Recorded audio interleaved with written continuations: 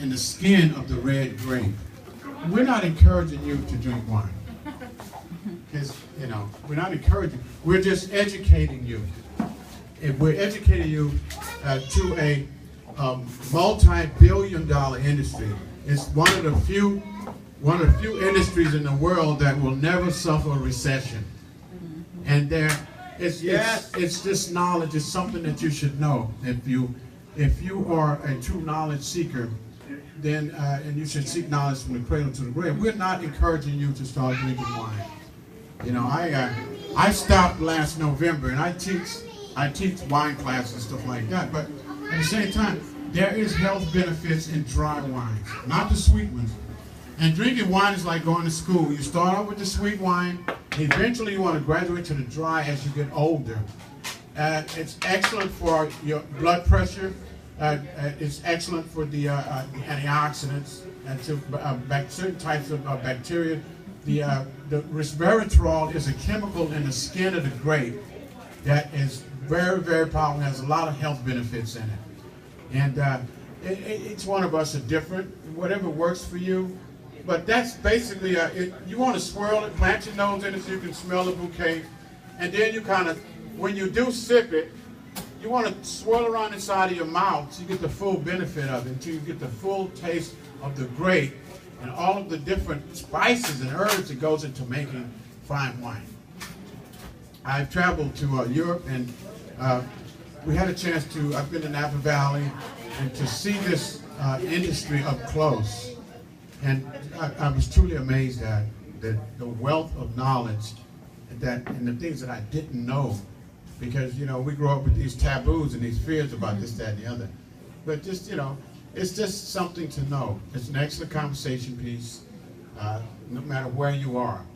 And it's always good to have a little knowledge about everything in this world today. So we hope you guys enjoy this. It's a Pinot Noir. It's a blend. It's not a straight Cab or Merlot, which are your full body. It's a blend, so it's like very light and it's very easy on your palate.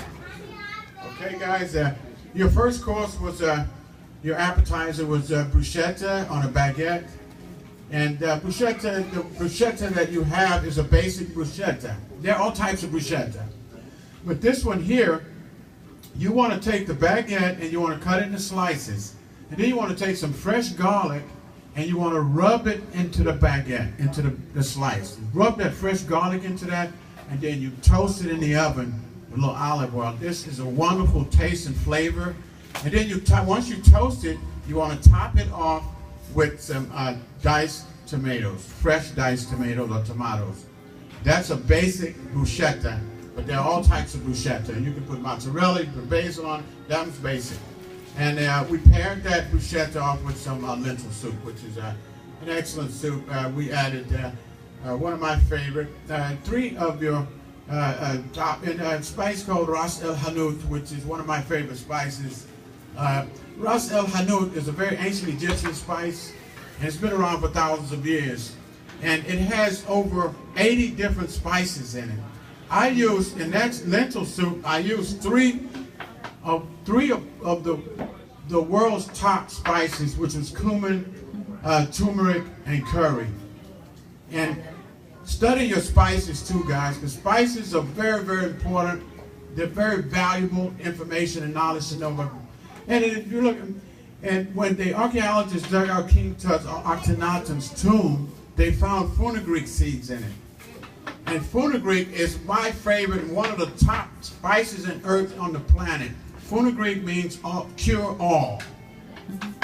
And turmeric is the only spice on the planet that's an herb.